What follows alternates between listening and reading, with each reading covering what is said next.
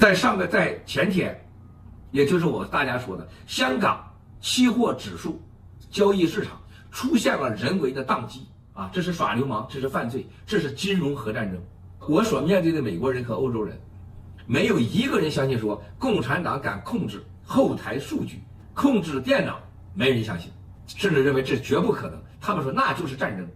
那就是金融核战，还不是火战了。但是随后的20几个小时就发生了共产党干的事儿。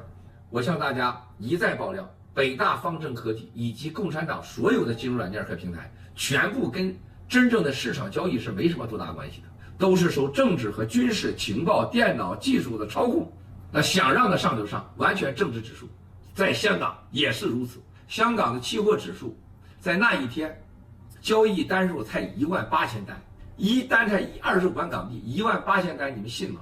共产党自己说，在期货指数市场交易的，现在等待着交易或者说已经进入的资金是几千亿美元，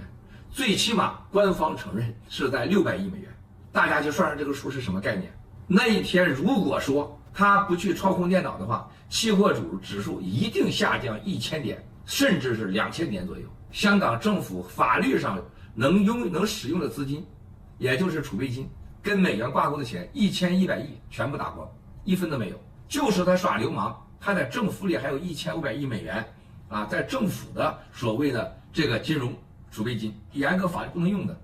就他再用了，他也活不了。但是他宕机了，李小加说话了，由于当时软件出现了故障，场内已经不能正常交易，在市场无序的情况下，我们不得不采取这办法。在经过梳理和调查以后，不是黑客，也不是人为的，他们已经恢复了电脑的运作。但是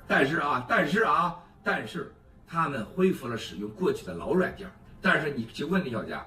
在期货指数的真正的软件平台是不是方正科技的？他敢不敢回答你这个问题？西方现在不敢最后的来证实这是人为的宕机，一旦证实，这是一场经济战争。